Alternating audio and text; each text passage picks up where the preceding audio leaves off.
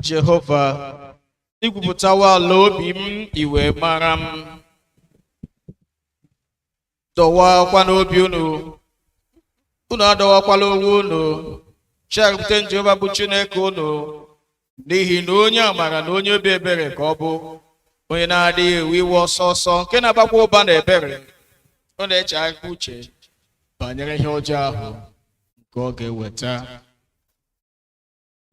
Ndị m hụrụ n'anya, anyị niile gbakọtara n'iru Chineke nke pụrụ m ihe niile, na n'otu niile nke eluigwe bịa ka anyị kpọọ isi ala nye ya, ka anyị kelee ya ekele n'ihi oke ihe ọma niile nke anyị natara n'aka ya, ka anyị rịọkwa arịrịọ n'ihi mmadụ niile ihe dị mkpa n'ihi ọdịmma ha, ma anyị onwe anyị kwa otu anyị ga-esi mara nke ọma karịa oke ịhụnanya nke Chineke. Ọ bụ n'ihi nke a ka m na-arịọ unu na-ekpere unu ka unu rara n'ebe a n'ụtụtụ a soro m n'obi ọcha na olu dị umeala ka anyị wee jee n'oche eze amara nke igwe ka anyị kpere Chineke.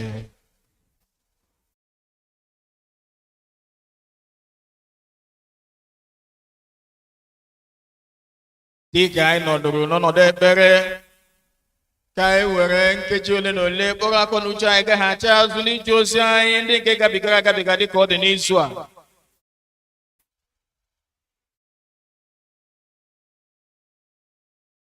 Ka anyị ghọta ma ọ dị otu maọbụ ọzọ nke nwee ike iguzo n'agbata anyị na Chineke a n'ụtụtụ a dịka ihe ikpe oke. Maka na okwu nsọ ya sị na ọ bụrụ na m asị na m enweghị mmehie, ọ bụrụ na gasị na gị enweghị mmehie, ya sị na anyị na-eduhie onwe anyị, n'eziokwu ahụ adịghịkwa n'ime anyị. Ya sịkwa ọzọ, ọ bụrụ na anyị ekwupụta mmehie anyị, na ọ bụ onye kwesịrị ntụkwasị obi, bụrụkwa onye ezi omume, ka o wee gbaghara anyị mmehie anyị niile ma sapụkwa anyị n'ajọ omume niile. Ebe anyị gwara onwe anyị eziokwu n'obi anyị dị iche iche, ka anyị were ohere a kwupụtara anyị ihe ndị ahụ ma rịọ ka ọ gbaghara anyị.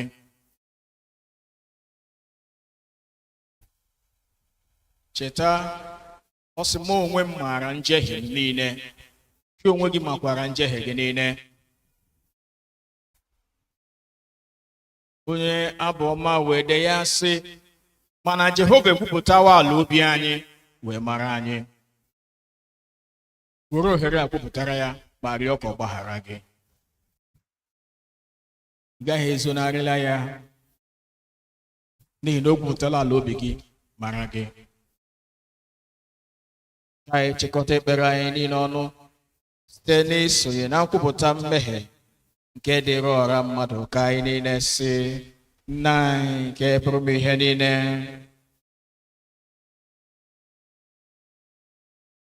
dịka atụrụ furu efu, anyị sokarịrị n'ọchịchọ nke obi anyị. Anyị emebighị iwu gị dị nsọ, anyị arapụ ime ihe kwesịrị ka anyị mee, anyị emewekwa ihe ndị na-ekwesịghị ka anyị mee. Ezi ndụ adịghị n'ime anyị, ma gị onye nwe anyị dị njọ, ndị mere ebere.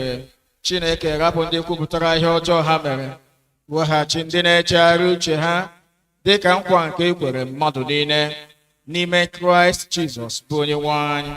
Kwee Nna nke kasị ebere n'ihi ya, ka anyị wee si ugbu a dịba ndụ iyi Chineke na nke ezi omume na ndụ anyị udo, ka otuto wee dịrị aha gị. Amen.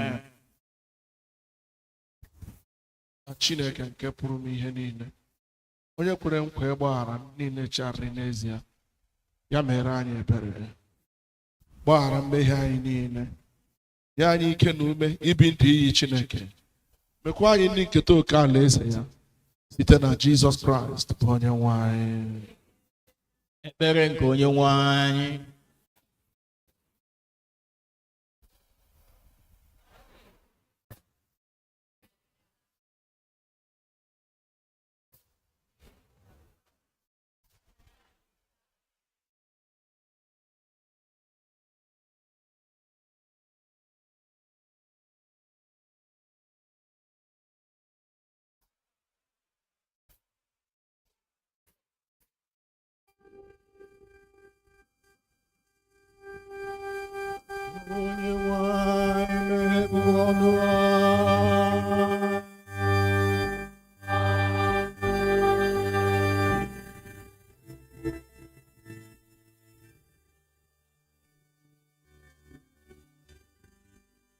Chineke zọpụta anyị ọsọsọ.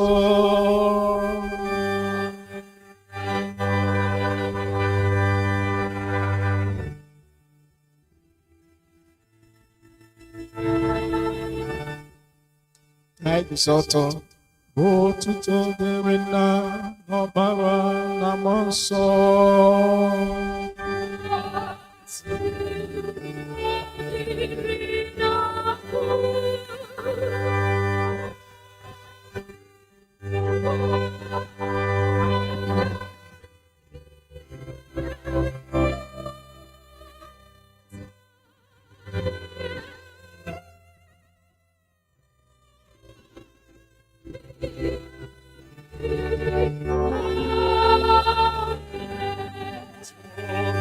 Abụ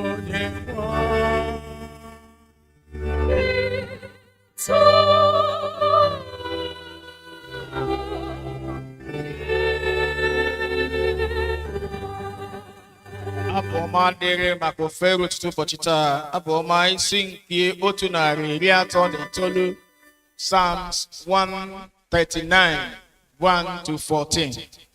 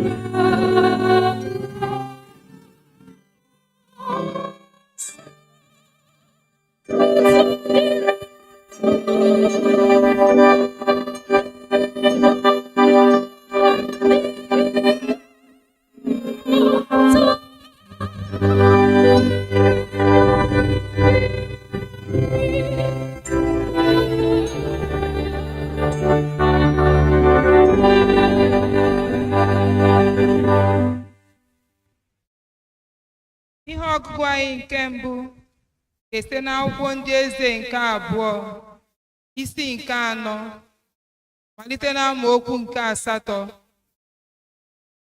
Ndị eze nke abụọ isi nke anọ malite n'amaokwu nke asatọ. 2 Kings chapter 4 from verse 8. Ụbọchị wee rue na Elisha gabigara ruo Shunem, ma otu nwanyị ukwu nọ n'ebe ahụ. O rugide ya ka o rie nri. O rue mgbe ọbụla ọ na-agabiga na o wezugara onwe ya baa n'ebe ahụ iri nri. Nwanyị ahụ wee sị di ya, biko lee, amawo m na onye dị nsọ nke Chineke ka ọ bụ onye a na-agabiga n'akụkụ anyị mgbe niile. Biko ka anyị mee ime ụlọ elu nta nke mgbidi, ka anyị dọbakwara ya n'ebe ahụ ihe ndina na tebụl na oche na ihe ịdọba oriọna. Ọ ga-erukwa mgbe ọ bịakwutere anyị na ọ ga-ewezuga onwe ya baa n'ebe ahụ. Ụbọchị wee rue na ọ bịara n'ebe ahụ, wezuga onwe ya baa n'ime ụlọ elu ahụ, dina n'ebe ahụ.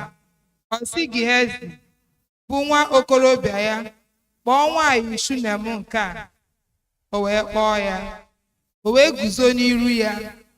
Elisha wee sị Gihezi, biko sị ya, lee, i werewo nchegbu a niile chegbuo onwe gị banyere anyị. Gịnị ka a ga-emere gị? Ọ bụ igwe eze okwu banyere gị, ma ọ bụ ịgwa onye isi usuu ndị agha? Ọ sị, n'etiti ndị m ka mụ onwe m na-ebi. Ọ sị, gịnịkwa ka a ga-emere gị? Gihezi wee sị, n'ezie o nweghị nwa nwoke, di ya aghọwokwa agadi. Ọ sị, kpọọ ya. O wee kpọọ ya. Nwaanyị ahụ wee guzo n'ọnụ ụzọ. Ọ sị, na mgbe a nke a akara aka, dịka mgbe aka niile, gị onwe gị ga-agbaku nwa nwoke. Ọ sị, onye nwe m, gị onye nke Chineke, agwala oru gị nwanyị okwu ụgha. Nwanyị ahụ wee tụrụ ime, mụọ nwa nwoke na mgbe ahụ akara aka, dịka mgbe ahụ aka niile, otu Elisha gwara ya. Nwata ahụ wee topụta. Ụbọchị wee rue na ọ pụkwuru nna ya jekwuru ndị na-ebi ọka. Ọ sị nna ya, isi m, isi m. O wee sị nwa okorobịa ya, kuru ya bakuru nne ya. O kuru ya, mee ka ọ bịakwute nne ya. Ọ nọkwasị n'ikpere nne ya ruo etiti ehihie wee nwụọ. O rigo tọgbọ ya n'ihe ndina onye nke Chineke ahụ, mechibido ya ụzọ pụọ. Ọ kpọọ di ya sị, biko zitere m otu n'ime ụmụ okorobịa na otu n'ime nne ịnyịnya ibu, ka m wee gbakuru onye nke Chineke latakwa. Ọ sị, gịnị mere gị onwe gị na-ejekuru ya taa? Ọ bụghị ọnwa ọhụụ, ọ bụghịkwa ụbọchị izu ike. Ọ sị, udo. O wee jikwa ịnyịnya ibu si nwa okorobịa ya na-ejekwa. Egbochirala m ịnyịnya ibu n'ibu mgba ọsọ, ma ọ bụrụ na a sịghị mee. O wee jee bịakute onye nke Chineke ahụ ruo ugwu Kamel. O rue mgbe onye nke Chineke hụrụ ya site na ncherịta iru ya, na ọ sịrị Gihezi bụ nwa okorobịa ya, lee, nwanyị Shunem ahụ, biko gbaa ọsọ izute ya ugbu a, sị ya, ị nọ n'udo? Di gị ọ nọ n'udo? Nwa gị ọ nọ n'udo? Ọ sị, anyị nọ n'udo.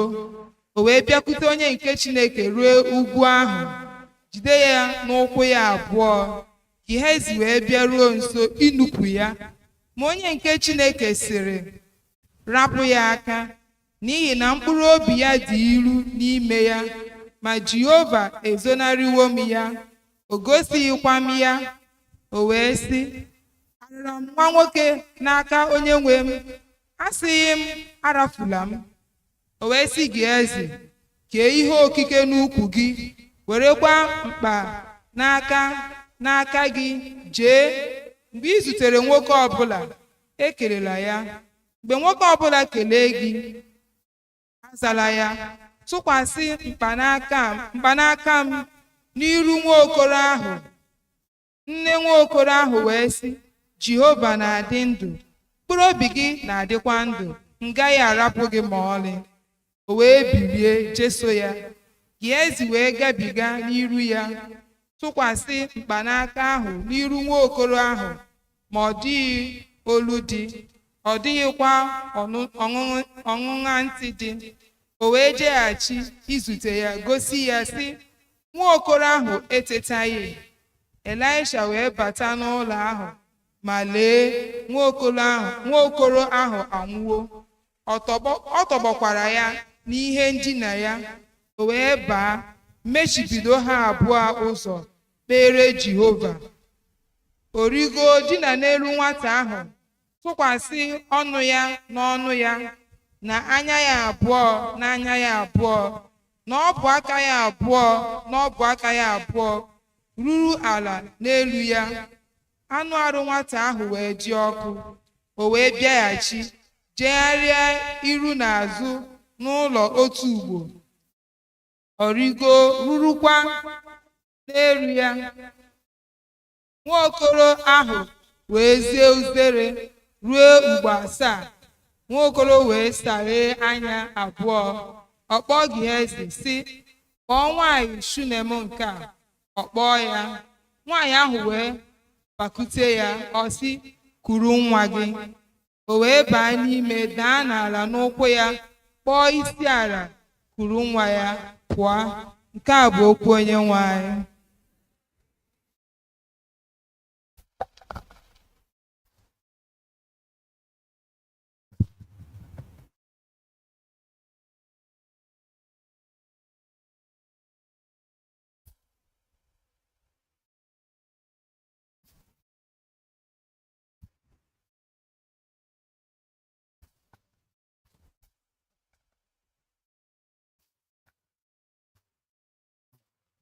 Ihe ọgụgụ anyị nke abụọ ga-esi na ozi ọma dịka Mark dere ya n'akwụkwọ nsọ, isi nke mbụ, malite bụ na amaokwu nke 21. Mark chapter 1, reading from verse 21. Ha wee baa na Kapanọm. Ngwa ngwa o wee baa n'ụlọ nzukọ ha n'ụbọchị izu ike, wee na-ezi ihe. Ibubo ozizi ya wee nwụọ ya n'arụ, n'ihi na ọ na-ezi ha ihe dịka o nwere ike, ọ bụghịkwa dịka ndị ode akwụkwọ. Ngwa ngwa nwoke nke dị n'aka mmụọ na-adịghị ọcha wee nọ n'ụlọ nzukọ ha, wee tie mkpu ike sị, gịnị ka anyị na gị nwekọrọ, Jizọs onye Nazaret? Ị bịara ịla anyị n'iyi? Amatara m gị onye ị bụ, onye nsọ ahụ nke Chineke. Jizọs wee bara ya mba sị, kpuchie ọnụ gị, sikwa n'ime ya pụta. Mmụọ ahụ na-adịghị ọcha wee sị ya, werekwa oke olu kpọọ oku, wee si n'ime ya pụta. Ebube wee nwụọ ha niile n'arụ, nke mere ka ha jụrịtara onwe ha sị, gịnị bụ nke a? Ozizi ọhụụ bụ nke ike ka ọ na-enye ọbụna ndị mmụọ na-adịghị ọcha iwu, ha na-anakwa ya ntị. Ngwa ngwa e wee kwusa akụkọ ya ebe niile n'ala dum dị na Galili gburugburu. Ngwa ngwa mgbe ha pụtasịrị n'ụlọ nzukọ ahụ, ha wee baa n'ụlọ Simon na Andrew, ha na James na John. ma nne nwunye Simon na-edina n'arụ ọkụ. Ngwa ngwa ha wee gwa ya okwu banyere nwaanyị ahụ. O wee jekwuru ha, jide ya n'aka, palie ya, arụ ọkụ ahụ wee rapụ ya. Ọ na-ejere ha ozi. Ma mgbe o ruru anyasụ, mgbe anyanwụ dara, ha na-ekwutara ya ndị arụ na-adịghị mma na ndị mmụọ ọjọọ ji. Obodo ahụ dum wee zukọọ n'ọnụ ụzọ. O wee mee ka arụ ọtụtụ mmadụ dị ike, bụ ndị arụ na-adịghị mma n'ọrịa dị iche iche. Ọ chụpụkwa ọtụtụ ndị mmụọ ọjọọ. O kweghịkwa ka ndị mmụọ ọjọọ kwuo okwu, n'ihi na ha matara ya. O wee bilie n'isi ụtụtụ n'ezi abalị pụọ jee n'ebe bụ ọhịa. Ọ na-ekpe ekpere n'ebe ahụ. Simon na ndị ya na ha nọ wee gbaso ya. Ha wee chọta ya, sị ya, mmadụ niile na-achọ gị. O wee sị ha, ka anyị wee gaa ebe ọzọ n'obodo niile so nke a, ka anyị kwusakwa n'ebe ahụ, n'ihi na ọ bụ ime nke a ka m pụtara. O wee baa n'ụlọ nzukọ niile ha gazuo na Galili dum, na-ekwuso ozi ọma, na-achụpụkwa ndị mmụọ ọjọọ. Onye ekpenta wee bịakwute ya, na-arịọ ya, na-egbukwa ya ikpere, na-asịkwa ya, ọ bụrụ na ị na-achọ, ị pụrụ ime ka m dị ọcha. Ị pụrụ ime ka m dị ọcha. O wee nwee ọmịiko, setụpụ aka ya, metụ ya, sị ya, ana m achọ ka emee ka ị dị ọcha. Ngwa ngwa ekpenta ahụ wee rapụ ya, emekwa ka ọ dị ọcha. O wee dọọ ya aka na ntị nke ukwuu, wee chụpụkwa ya ọsịsọ, sị ya, lezie anya ka ị ghara ịgwa onye ọbụla okwu ọbụla, ma laba, were onwe gị gosi onye nchụaja, cheekwa n'iru Chineke ihe banyere ime gị ka ị dị ọcha, nke Moses nyere n'iwu ka ọ bụrụ ha ama. Ma ọ pụrụ malite ikwusazi ya, na-efesakwa okwu ahụ, nke mere na o nweghị ike ọzọ ịba n'ime obodo n'iru ọra, kama ọ nọ n'azụ obodo n'ebe bụ ọhịa. Ha wee si n'ebe niile na-abịa kute ya. Nke a bụ okwu Onyenwe anyị.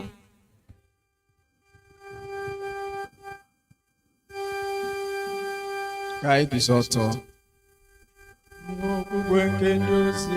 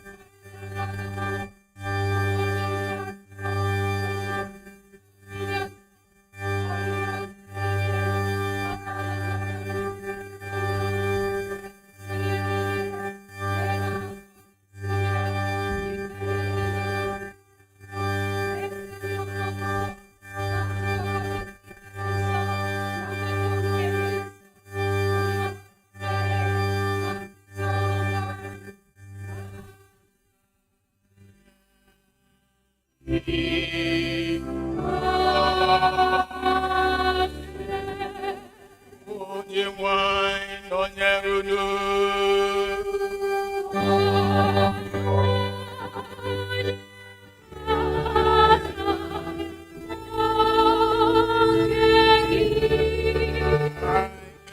Chineke.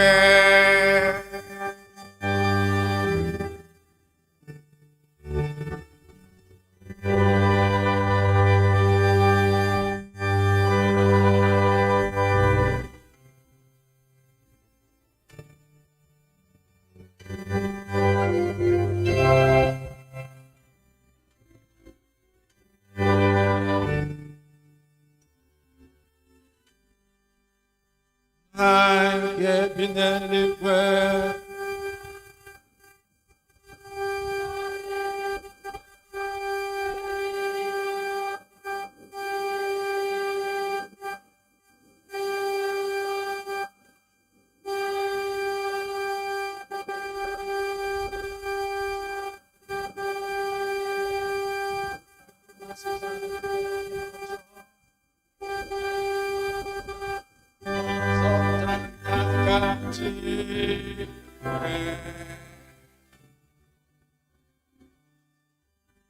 Sunday kabora sexia cheshima mobu Sunday kabora tutule ntegwe collect onye nwa Chineke onye na-ahụ na ya tụkwasị obi anyị n'ihe ọbụla anyị na-eme kwere ekwe ebere gị kwe ka site n'ike gị ka e wegbuoro anyị ihe niile na-emegide anyị site na Jizọs Kraịst bụ onye nwe anyị.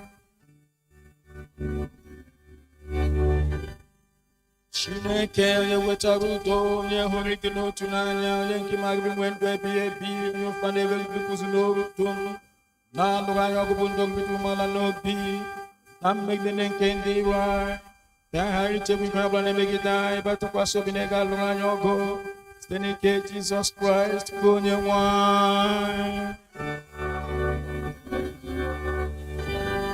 Jehova nna anyị nke eluigwe, Chineke nke bụ Chineke dị ndụ ebighị ebi, onye wetara anyị ndụ gworo ntụtụ ụbọchị taa, were ikuku gị lụọrọ anyị ọgụ n'ime ya nkwe, ka anyị ghara na mmehie ọbụla taa, ka anyị ghara na ụzọ ọbụla dị ize ndụ, ma ka e wee dezo mma anyị na-esite na nchịkọ gị, ime ihe ziri ezi na ya dị mgbe niile site na Jizọs Kraịst bụ onye anyị.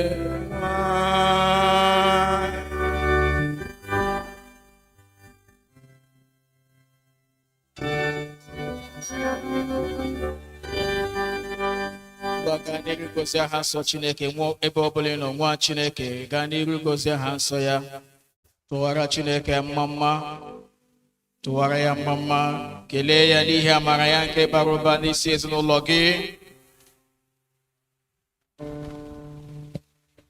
kelee ya n'ihi aka ya dị ike nke dị n'arụ gị, n'arụ ezinụlọ gị, ebe ị na-eje ozi, ebe ị na-arụ ọrụ, ebe ị na-azụ ahịa. Tụọra Chineke mma, sị ya na omena. Anyị ga-abụ ma kelee ya, sị ya na omena, eze na-achị ụwa niile. Imena. Anyị ga-abụ ma kelee ya, sị ya imena, eze ụwa niile.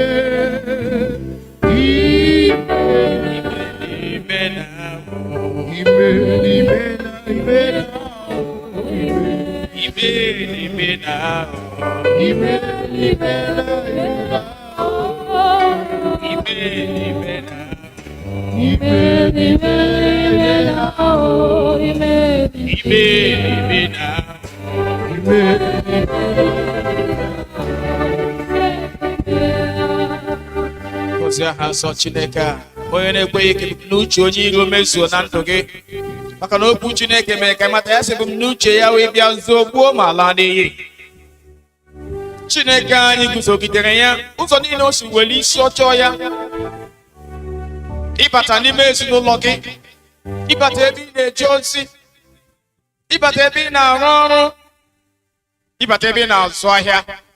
Chineke anyị weliri ihe atụ megide ya, wee si otu agba gị na ezinụlọ okirikọ na dịrute taa bụ Sọnde ikpeazụ n'ime ọnwa a. Ọ bụ ihe inye Chineke ekele n'ihi na o kweghị ka ajọ omume anyị lomie anyị, o kweghị ka ajọ omume anyị ghara anyị nye, o leghị iri nri anyị anya, kama o were na amara ya tụte anyị. Ọ bụ naanị ruo n'ụtụtụ a, si ya na omena. Gozie aha nsọ Chineke a.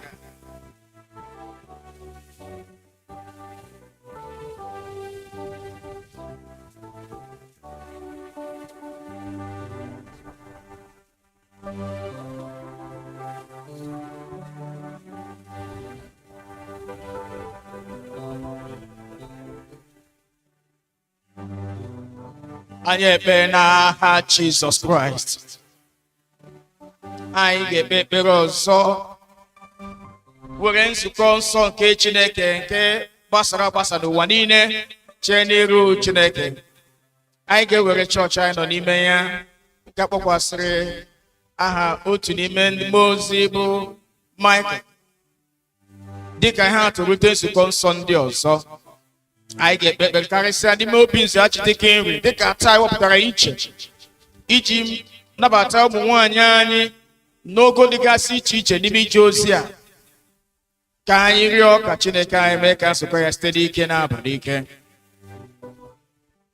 Ka anyị gbakwasị ụkwụ n'okwu nke Chineke nke kwuru ya sị na ọnụ ụzọ niile atụliri atụli nke ọkụ ala mmụọ agaghị apụ iguzogide nzukọ nsọ Chineke. Nwa Chineke kpee ekpere rịọ ka Chineke anyị cheta okwu nsọ ya n'isi nzukọ ya, tụmadị n'ọgbọ a ọ dị ka ọchịchịrị ọ na-achị ikpuchi ihe, n'ọgbọ a ọ dị ka ndị mmadụ ịhụnanya ha n'ebe Chineke nọ ọchụcha n'oyi. Rịọ ka Chineke anyị were aka ya tụgharịa nzukọ ya. Kpee ekpere ghara ije ozi nke a ga-eji iche n'ime nzukọ a n'ụtụtụ a tifee n'aka Chineke.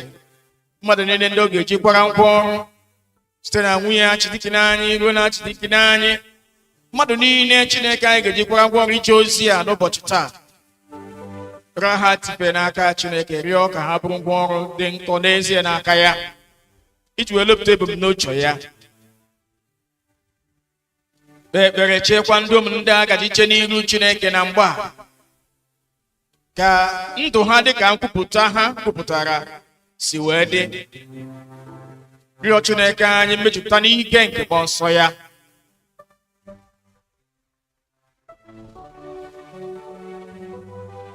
Ka ndị ndị a wee dị ka ihe n'ọgbọ ha nye ibe ha, ka ha dị ka ihe nye ọkwa ama nke okwu Chineke n'ebe ọ bụla ha na-ahụta onwe ha n'ime ndụ a.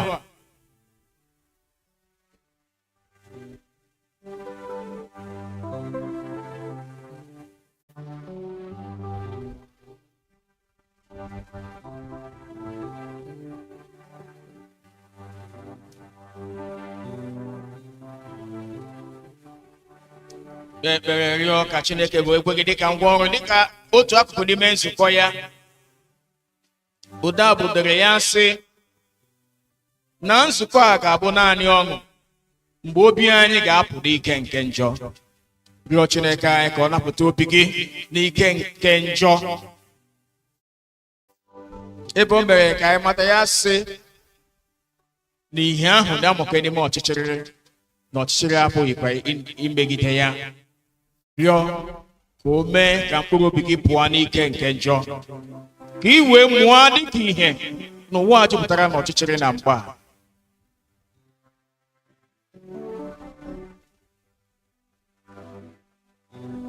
Onye nwe anyị nụrụ ekpere anyị, akwa anyị ruo Chineke anyị ntị. Anyị ga-ekpe ekpere cheta mmadụ niile ndị nwee ka asị nọdụ na-arịa arịa.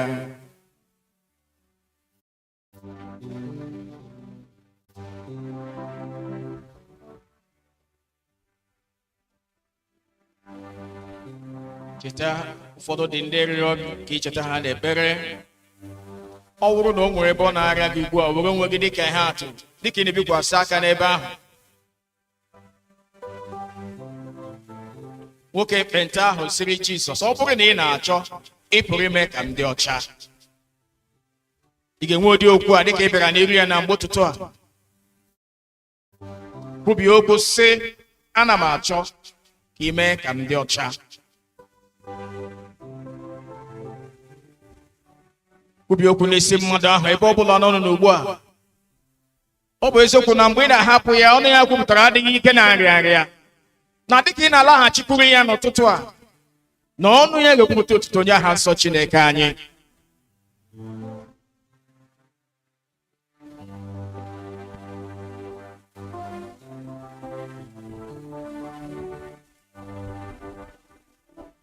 achọkwala ka ị mara otu ọ ga-esi mee ya.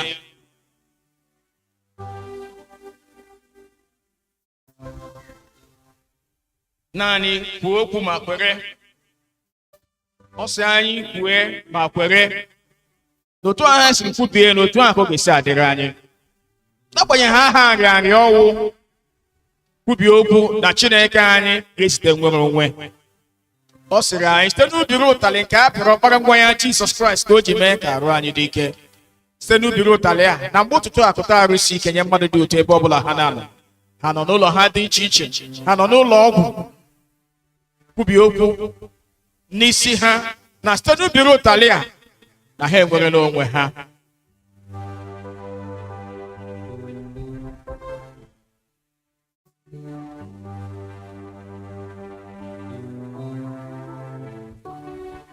Ekpere anyị bụ n'aha Jizọs Kraịst. Anyị ga-ekpe ekpere ọzọ ụmụ Chineke. Anyị ga-eche n'iru Nna nke pụrụ m ihe niile ụbọchị ndị fọdụrụ n'ime afọ a. Dịka ị na-ekpe ekpere, ị ga-ekwubi okwu na ụbọchị ndị fọdụrụ n'ime ọnwa a, n'ime afọ a, agaghị ahụ ọgwụgwụ kama ị ga-ahụ ọgwụgwụ ya. Kwubi okwu na n'ụzọ ọbụla onye iro ga-esi weta ihe ịma aka n'iru maọbụ ihe mkpọbi ukwu maọbụ ihe nke ga-eme gị site n'otu ụlọ ọgwụ na-agafe n'ụlọ ọgwụ ọzọ, maọbụ ihe nke ga-eme ihe ga-ekwado gị ji wee zụọ ụmụ gị ma ọ zụọ arụ gị, ga-eji ya na-atụfusi n'ụlọ ọgwụ maọbụ na-enye ndị dibịa bekee. Ka onye nwe anyị welie ihe atụ megide ya.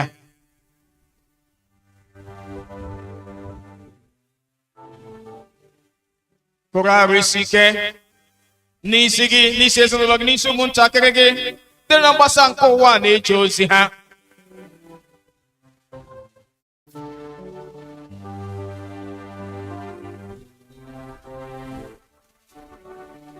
N'agbanyeghị ụdị nzukọ, n'agbanyeghị ebe a nọ kpaa nkata, okwu Chineke si n'ihi na ọgbakọ ha na ekwadoghị ha na ha ga-agbasasa. Onye abụọma dere na abụọma isi nke abụọ amaokwu nke mbụ ya sị na ọgbakọ ha ga-abụ n'efu n'ihi na ọ kwadoghị ha. Kwubie okwu na onye iro na ndị na-ejere ya ozi na ha ga-eyiri nkata dịka ihere, n'ihi na ebumnuche ha n'isi gị, n'isi ezinụlọ gị, ebe ị na-arụ ọrụ, ebe ị na-eje ozi, ebe ị na-azụ ya abịaghị na mmezu.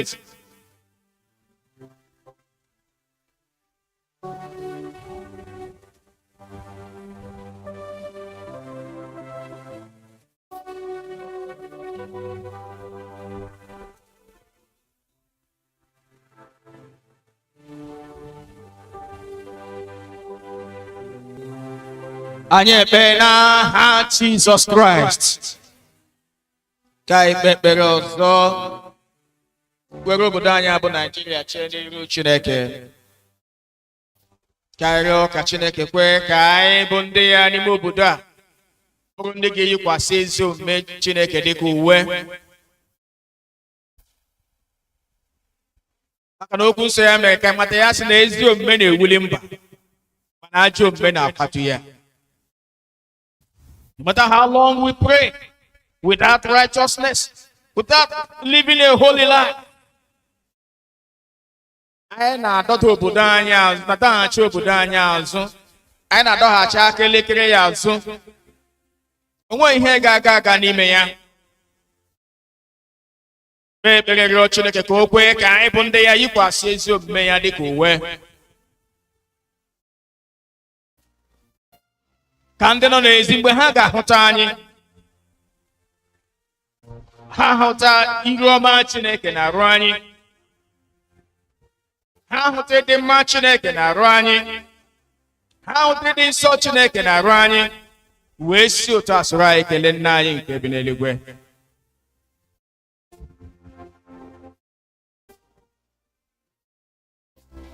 Ka anyị kwụsị ịtụ aka amamikpe nye onye ọzọ. Maka ọ bụrụ na onye ọbụla n'ime anyị ga-atacha ezinụlọ ya, ụwa niile ga-adị ọcha. Were ohere a rịọ Chineke sị ya kwee ka m yiri ezi omume gị dịka uwe.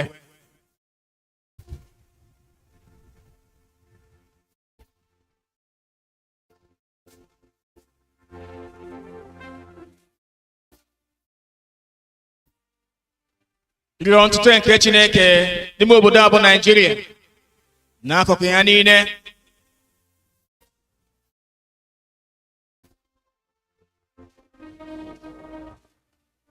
Ọ sị na ya maara ebumnuche na echiche nke ya na-echere anyị, echiche udo, echiche ọganihu. N'ihe ndị a niile anyị na-ele anya bụ ihe ndị gaji duba anyị n'echiche ọma ahụ nke Chineke na-echere anyị, echiche ọganihu ahụ nke ọ na-echere anyị n'ime obodo a.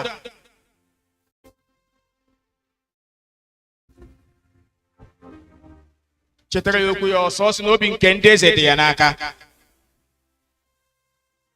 Rịọ ya dịka o were ha dịka ngwa ọrụ n'aka ya iji wee lute ebumnuche ya n'ime obodo a.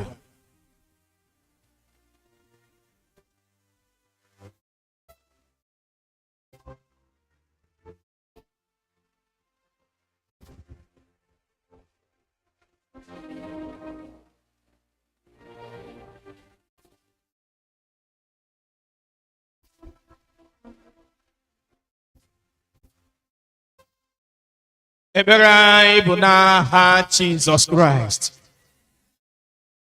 Otu dị na-enwe agụgọ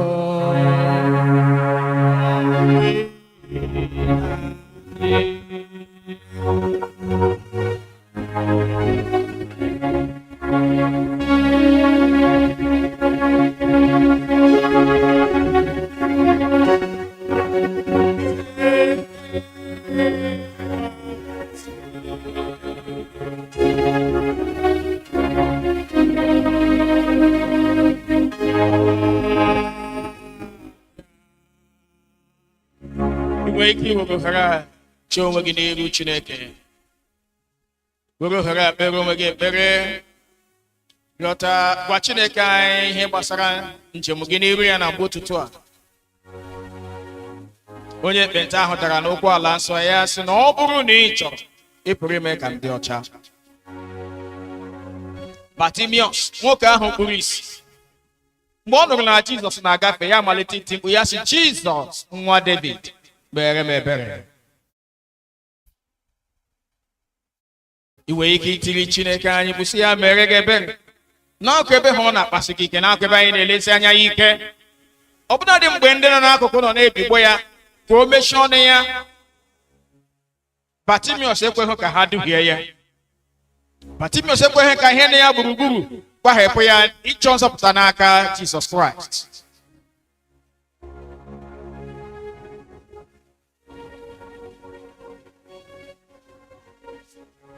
O kwuo ya ugbu a, ọ nọ n'etiti ụmụ na mgbe ụtụtụ a, sị ya na ị bịala otu ahụ ị dị na-enweghị agụgọ, sị ya na ị bịara n'iru ya na mgba. Lee mmụọ nsọ Chineke ka ọ na-agagharị n'etiti ndị ya n'ime ụtụtụ a.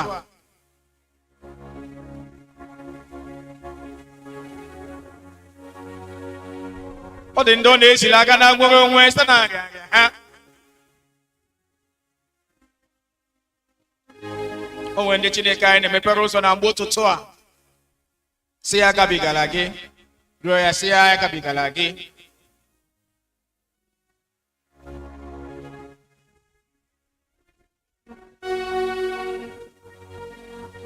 Ị na-agagharị n'eme mma, ị na-agagharị n'eme mma, ị na-agagharị na-agwọ ọrịa daji, agabigala m odigwe.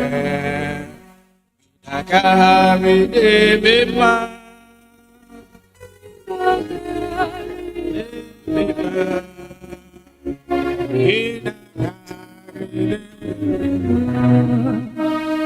agabigala odigwe, ị na-agagharị na Santa Papa,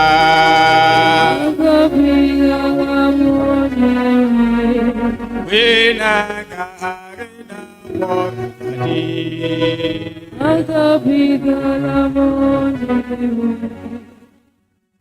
Ekpere anyị bụ n'aha Jizọs Kraịst.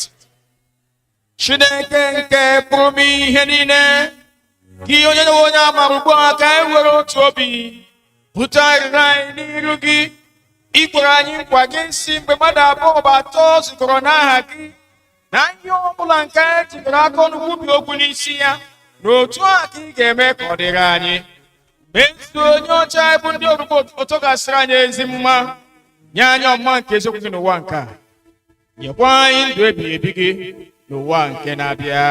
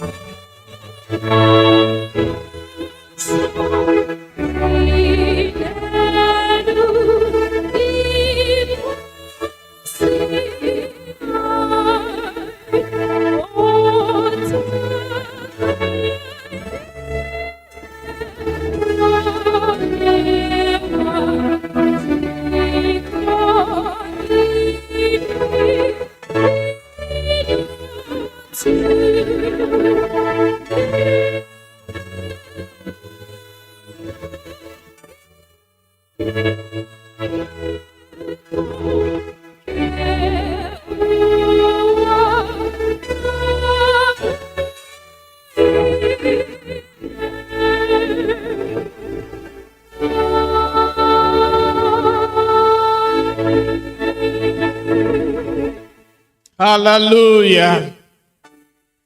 Omewo ya, Jehova n'isi emewo ya, aṅụrụ aṅụrụ ndụ emewo ya, o mere ya na mgbe ya, Chineke emewo ya.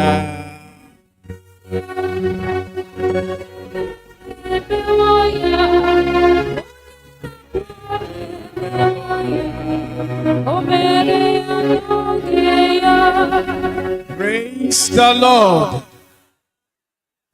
Anyị ga-akwado onwe anyị n'okwu Chineke mgbe anyị ga-abụ site n'abụ 257, abụ 257.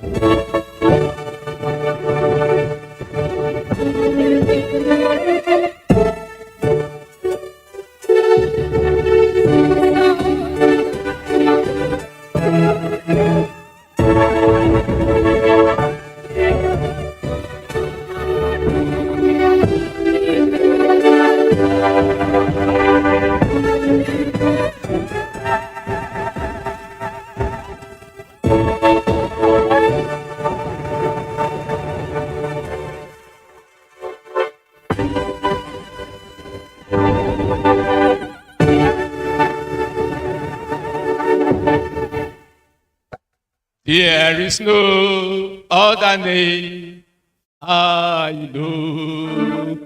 That wonderful name is Jesus.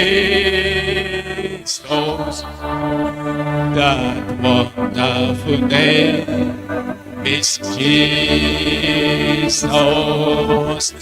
That wonderful name is Jesus. There is no other name I know. He's the Lord. He's the Lord. He's the Lord. He's the Lord. He has risen from the dead. He's the Lord. Hallelujah. Every knee shall bow. Every tongue confess.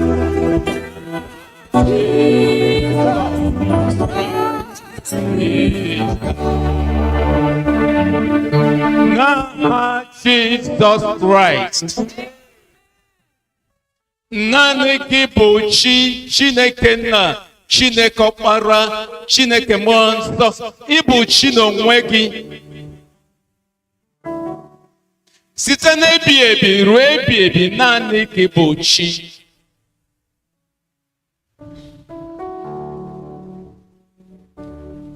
Na mgbe Onyenwe anyị, ọ bụ n'aha gị ka anyị ji gbakọ ebe a, ka ị gọzie anyị, ka ị wulite mkpụrụ obi anyị, ịbụrụ ụmụ ruo ebi ebi. Ya mere, bịa mmụọ nsọ Chineke, nyere anyị aka ige ntị.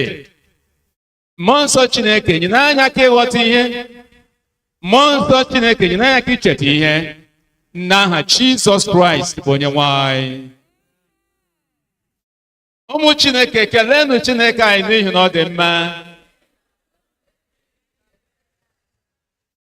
Ana m ekele Chineke anyị n'ebe ọ pụrụ iche n'ihi amara ya na ebere ya.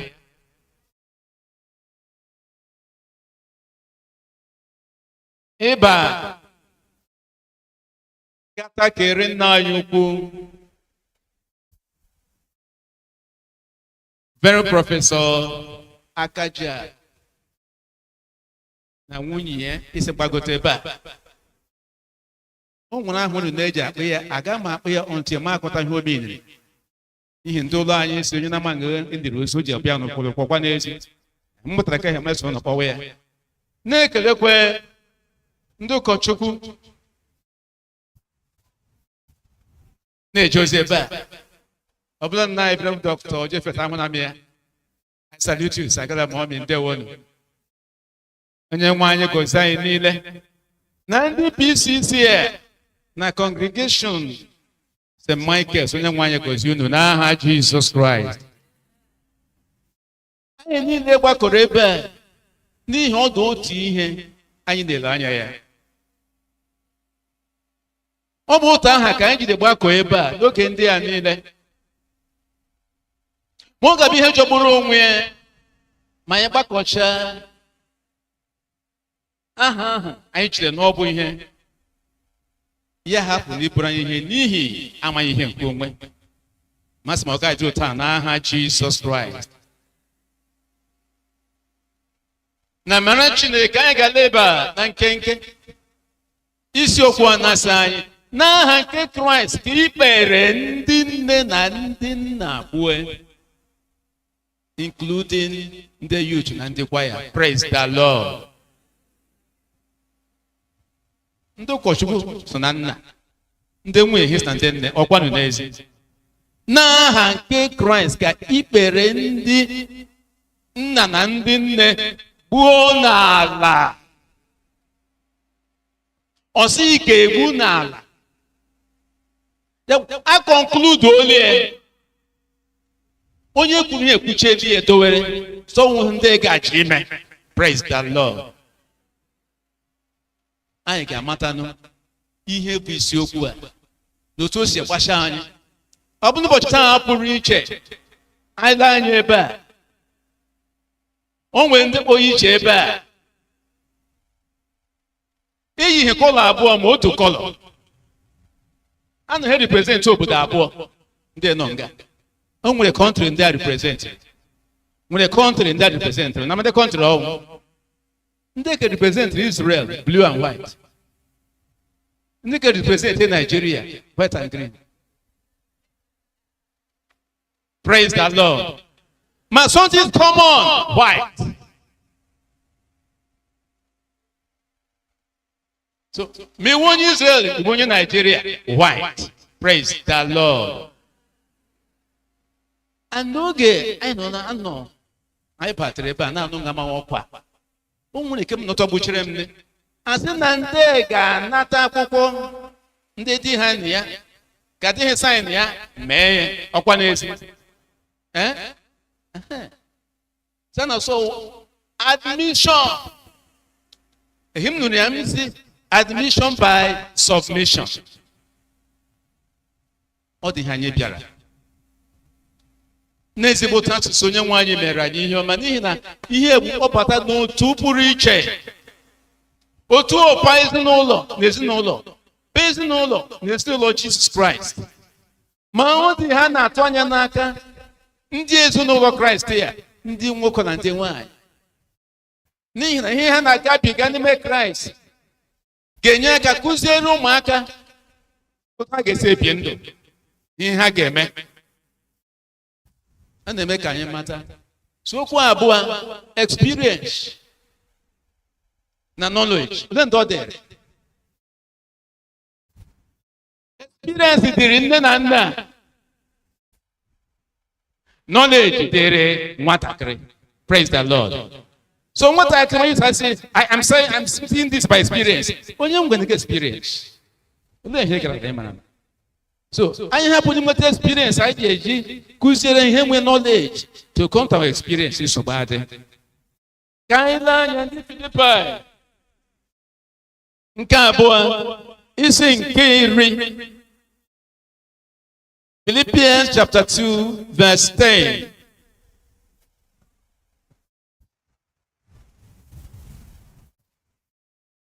Ka ndọbere ebe a, ka ọ ga-abụ n'aha Jizọs ikpere niile wee kpue n'ala, nke ihe niile dị n'eluigwe na nke ihe niile dị n'elu ụwa na ihe niile dị n'okpuru ala.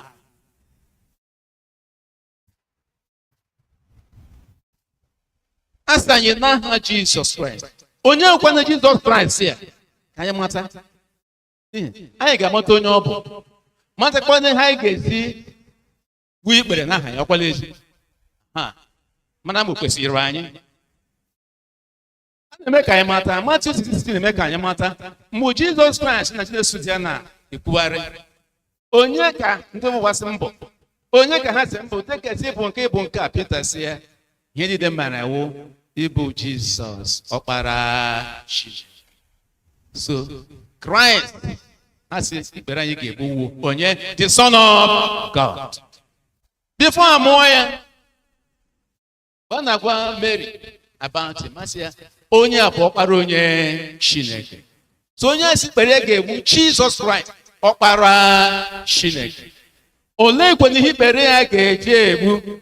Ọ dị mkpa ka anyị mata ihe ikpere a ga-eji egbu dịka anyị na-abata n'otu ndị nne na otu ndị guild na ndị nna na-akwado ha. Anyị gbalie n'elu ebe Philippians chapter 2 na verse 5 ọ sị anyị nwee n'uche a n'ime onwe unu nke dịkwa n'ime Kraịst Jizọs. Onye ka Kraịst Jizọs a? Olee otu o siri bịa? N'ezi ọkpara Chineke, ma ọ bụ eternal ebighị ebi.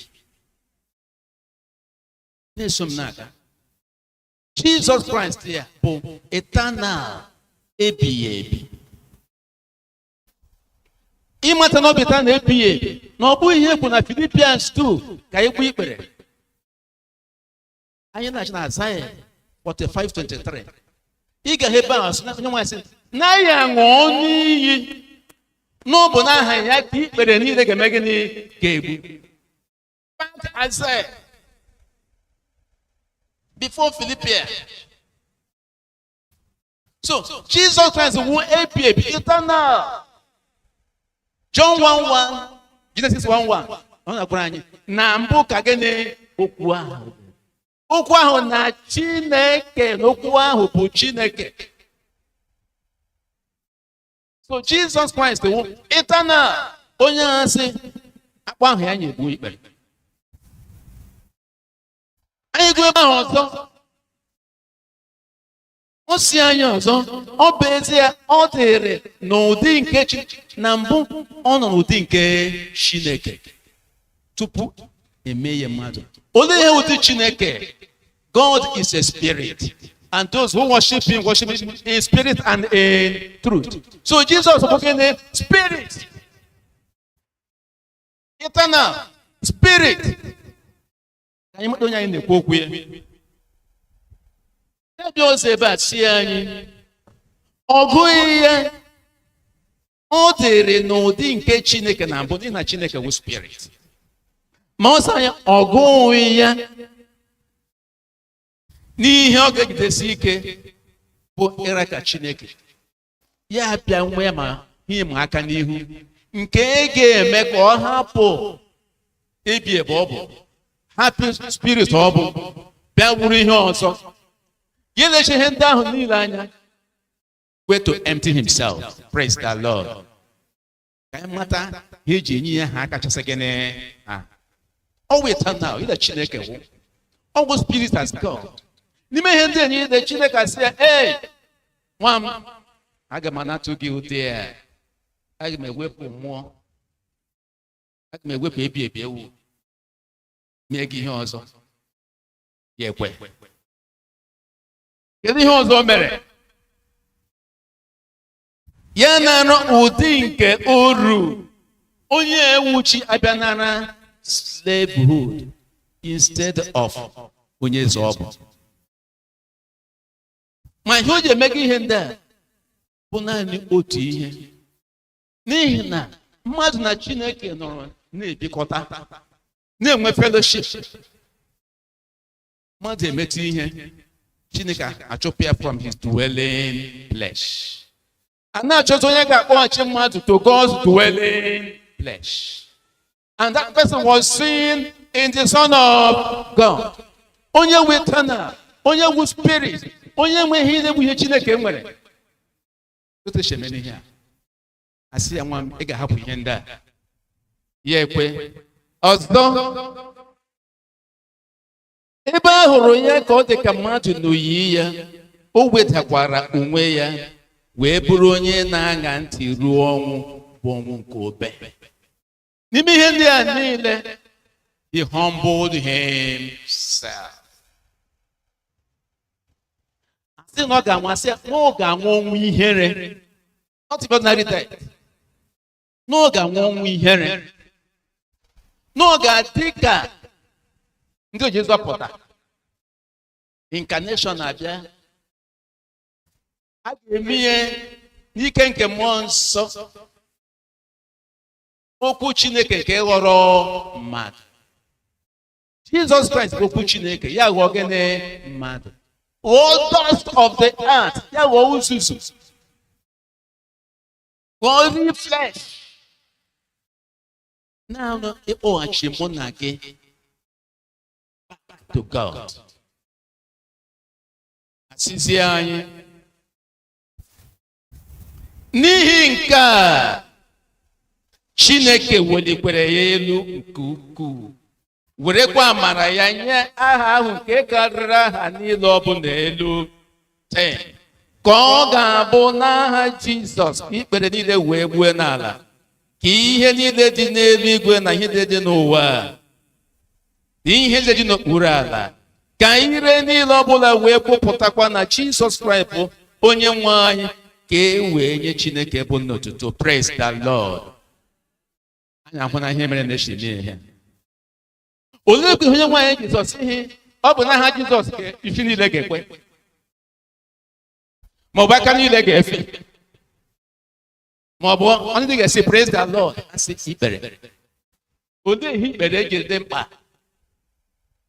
n'ebe ndị Juu nọ ebe ha Jizọs chịrị bịa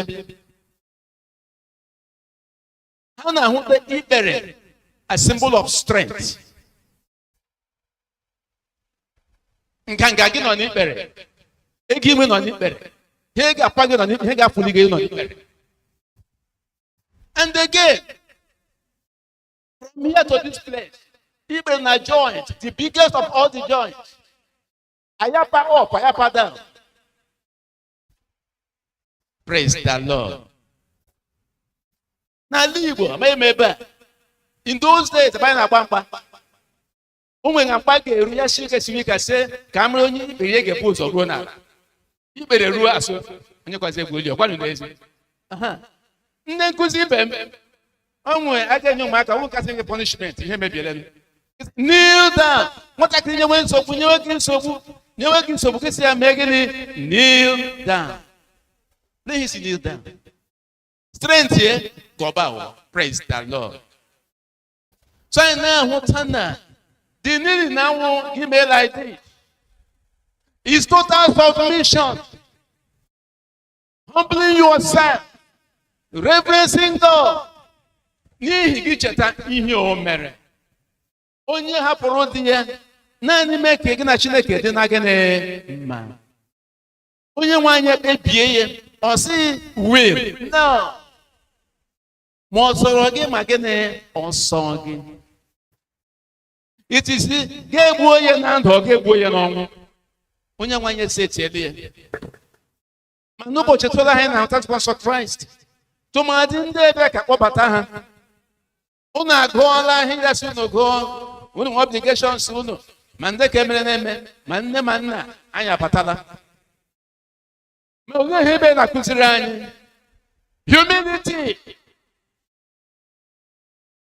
reverencing God, worshiping God, yielding your totality to God, submitting to the Lordship of our Lord Jesus Christ. Oh, when a man again. I am such a man again. My most said today, as in Chineke, they will come now. I'm self-righteousness. And then when him get say, praise God, praise God. To the extent, I want my wall. To God be the glory. Nihina, only one person's word in the repenting. No was of Sporian. Person's word. Get a person naga. Yet he repented.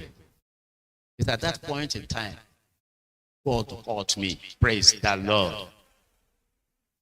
Even when the king of 100 years, not 50 years, me there must be one day he gets your time. And say, God, here I come. And now, no bochita. Mandena. Okoro abo. Unsay na kara Jesus Christ. Olo nya in the when they respect. Olo nya in the respect.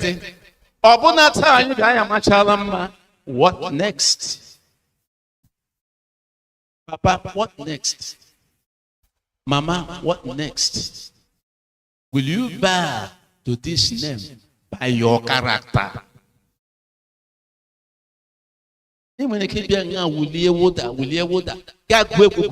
After all, only a gospel singer. Didn't want to go away. Packet, your quality. All gospel singer. Because never, I fear this place. Because image paper, you could say finish. Because of ebe ọrụ the Stefan quality or when you see a good. So if I shall back, you finish it. What Chineke? They can Onyeki na ba woro, onyeki na soporo, ina soporo maimara, ina soporo akwụkwọ egoro, ina soporo eke nwere. Dịka nne, dịka nwunye, onye nwanyị akwụla go tiketi efe ndụ, dịka di ya gwa gị, submit, love. Yes, anabatala. I can nabatu no ta. You na sampolo. Ihe he merenu diga sign na again. Will you continue to many so that you will sign for you every day? Or will you go only a sign na again? Ya bodo ke siang bana o se tele again.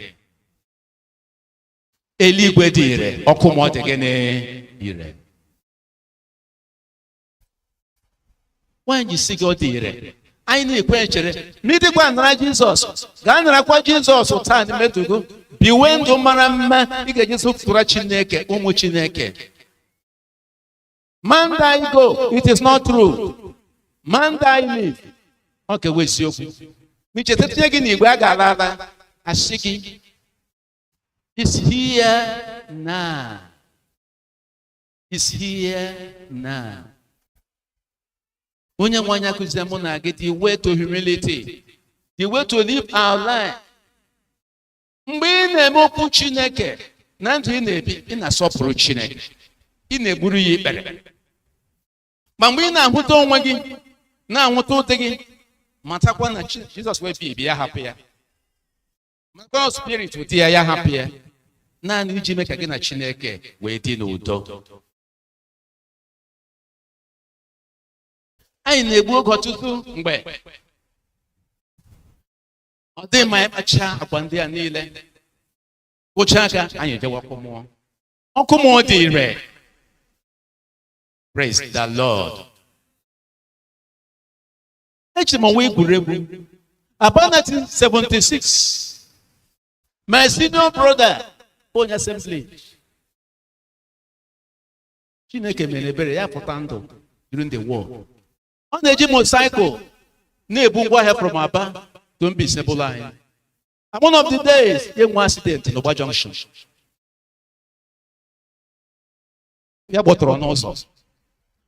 Fortunately for him, a young man came up.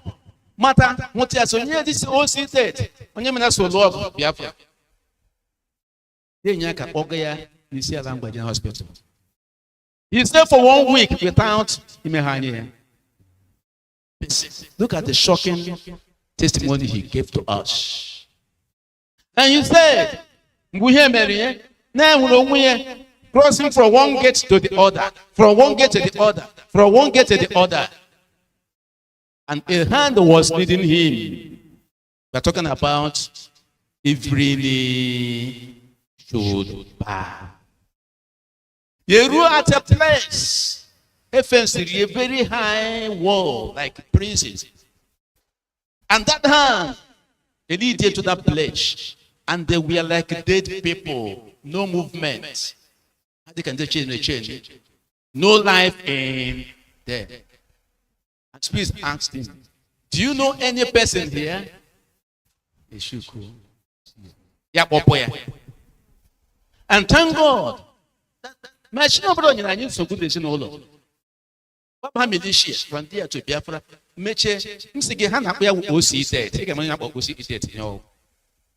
At the end of the war,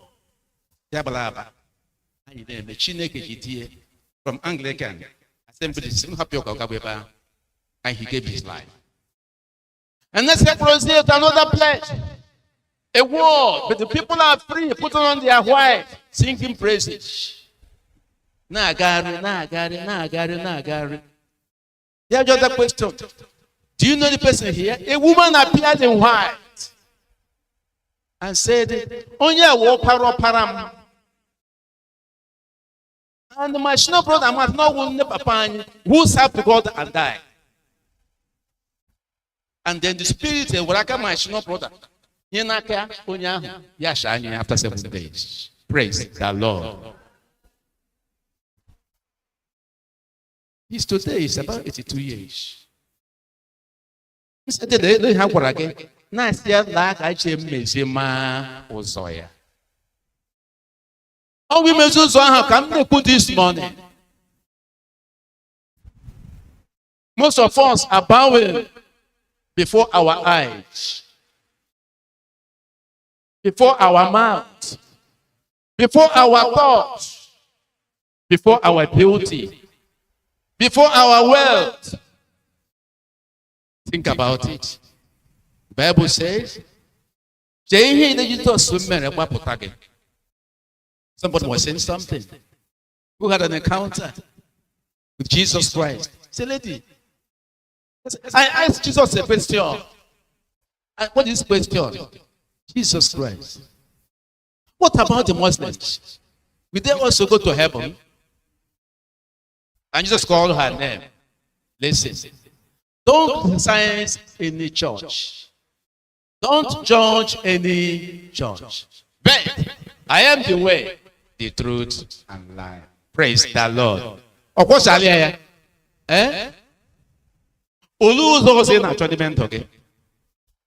Jesus was you have surrendered your strength. Praise the Lord. You have surrendered all about you and accepted. John 3:6 no sanya gere. Da na Chineke hụrụ ụwa anya ụta. Na onye na ọkpọrọ mụrụ naanị ya. Na ka onye ọbụla nara ya ga-enwe gịnị ndụ ebighị. Ị ga-ala n'iyi. When you bow in the spirit, when you pour out yourself and yield yourself to Christ, it is eternal dwelling place. Manam here nara. Iganara Jesus. Kahara pandanaya. Obu hake jenike. Uibu mo Chineke. Odi ke inwere. Meaning that Jesus again we can. I'm not touching a community home at your time. Narika. Nara Jesus say, I'll be able to open them. Obeyes you. When he wants to get one, I couldn't go a gagafe. Maha no get there. As for 12.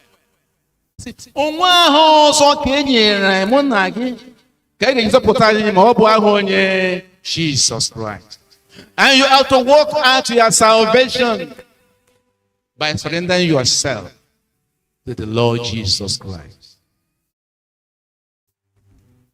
Now, when I'm born again, what do you say I was born before? Where are you? Will you in the end again? I wish that in their sign and Apple today, I want to sign will remain in Jesus. And both of us are Wakwaka. Now, Church of Jesus Christ. When we hold on a chaka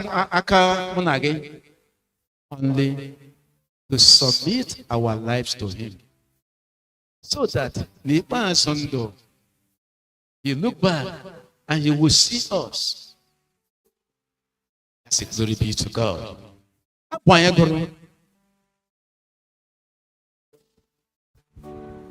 Oh yeah. Most of us are wasting time in answering this call. Have you given your life to Jesus Christ? In Jesus Christ, the Messiah Son. That's when the call will come. I don't know. One little song, Omakanago. Only big honor. When the sound will come. Oh, where shall I be when the trumpet shall sound? Oh, where shall I be when it sounds so loud? When it sounds so loud. As to wake up that day, oh, where shall I be when it sounds? Let's pray. Oh, where shall I be when the trumpet shall sound? Oh, where shall I be when it sounds so loud? When it sounds so loud, as to